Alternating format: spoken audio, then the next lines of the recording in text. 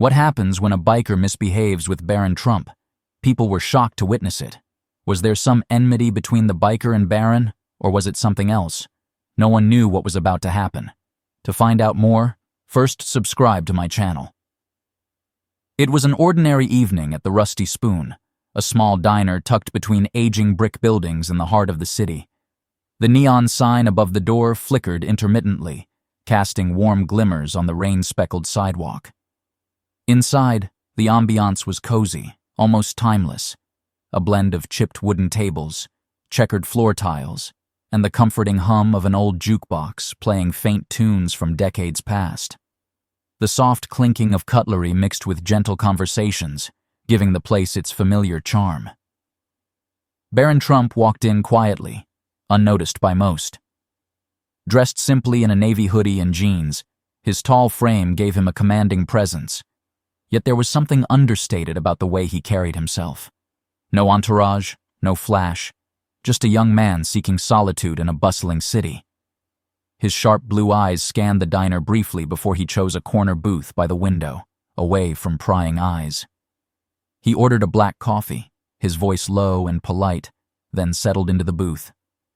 The waitress, accustomed to city folk coming and going, didn't give him a second glance.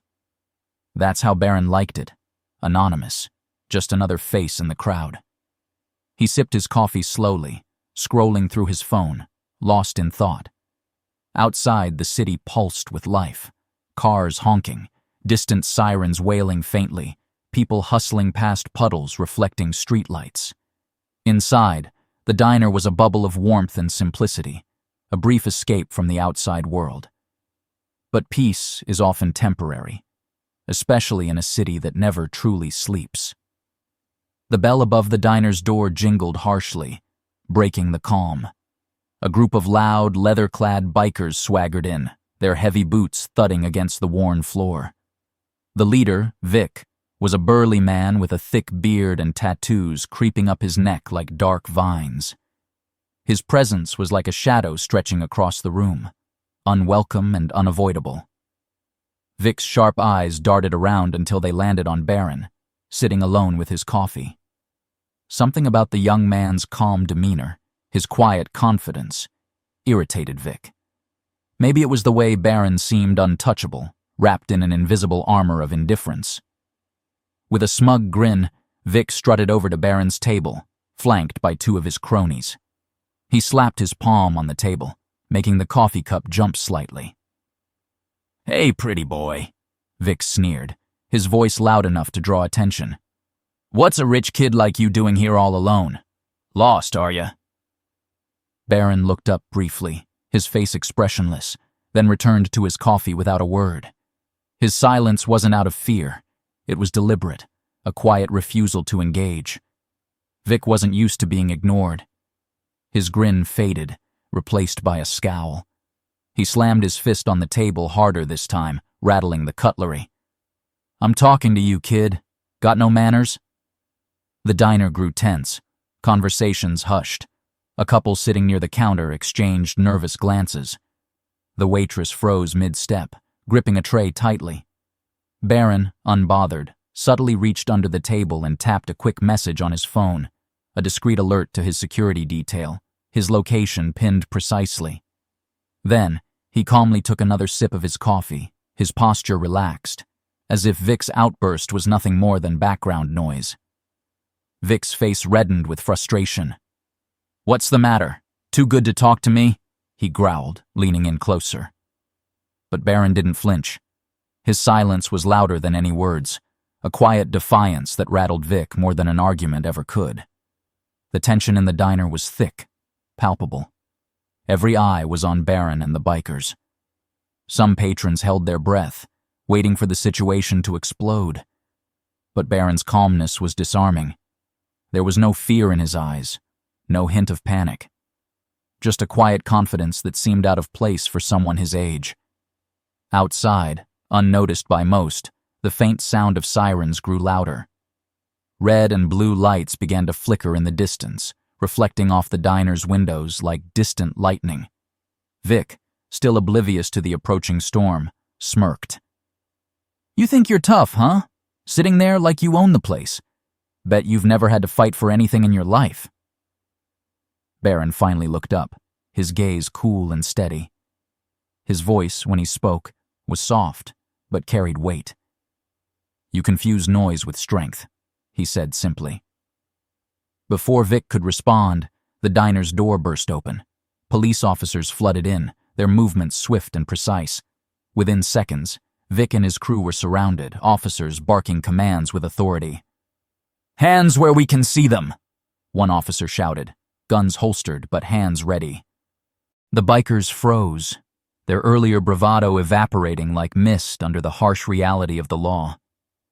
Vic's confusion was painted clearly on his face. "What's going on?" he stammered, his voice suddenly smaller. An officer approached Barron's table, his demeanor shifting from professional sternness to respectful concern. "Mr. Trump," he said quietly, "are you okay?" The diner fell into stunned silence. Gasps rippled through the room. Whispers filled the air as people connected the dots. This wasn't just some random young man. This was Barron Trump, son of a former U.S. president. Vic's face drained of color. "Wait, we didn't know," he stuttered, his tough guy persona crumbling. "Sir, we didn't mean any harm." Barron stood slowly, his height even more imposing now. He looked at Vic, his expression calm, yet there was a quiet authority in his gaze. "Respect isn't about who someone is," Barron said softly. "It's about who you are." The words hung in the air, heavier than any threat. The diner's door slowly swung shut behind the departing officers, leaving behind a stunned silence. Conversations that had once filled the Rusty Spoon with warmth and casual chatter were now replaced by hushed whispers and wide-eyed stares. The tension that had gripped the small diner only moments ago began to dissolve, yet a strange stillness lingered, a quiet reverence hanging in the air. Barron Trump stood calmly, his tall frame casting a long shadow under the flickering fluorescent lights. He adjusted the cuff of his navy hoodie, his face composed, untouched by the chaos that had just unfolded. There was no hint of triumph in his expression, no self-satisfied grin, just a quiet resolve that spoke louder than any boast. As he reached for his phone, sliding it into his pocket with practiced ease, the diner's manager hesitated before approaching. A woman in her late 50s, with silver streaks woven through her dark hair and worry lines etched from years of long shifts. She had seen all sorts of people come and go. But there was something different about this young man, something that went beyond his famous last name.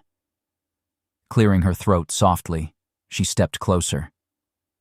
"Thank you," she said, her voice gentle but sincere, "for handling that the way you did. Most people would have lost their temper." Barron met her gaze, his eyes calm and steady. A faint, almost imperceptible smile tugged at the corner of his mouth. "Sometimes," he replied softly. "Silence speaks louder than anger." The simplicity of his words carried weight, resonating with a truth that didn't need embellishment. It wasn't just about the confrontation with Vic and his crew. It was about the lesson woven into the fabric of that quiet strength. As Barron moved toward the door, a few patrons nodded respectfully. Not because of his name, but because of the way he'd handled himself. With grace under pressure, with dignity in the face of provocation. Outside, the night air greeted him, cool and crisp against the warmth left behind in the diner. The city's heartbeat continued. Cars rushing past, distant sirens fading into the background, neon reflections shimmering in puddles under flickering streetlights. Barron didn't look back. He didn't need to. Inside, the Rusty Spoon slowly returned to its usual rhythm, plates clinking, coffee being poured, conversations resuming. But the atmosphere had shifted. People spoke in softer tones, reflecting on what they'd witnessed. It wasn't the flashing lights or the sudden rush of officers that left the biggest impression. It was the quiet strength of a young man who showed that real power doesn't come from shouting the loudest or throwing the hardest punch. Sometimes, the strongest voice is the one that doesn't need to be raised at all.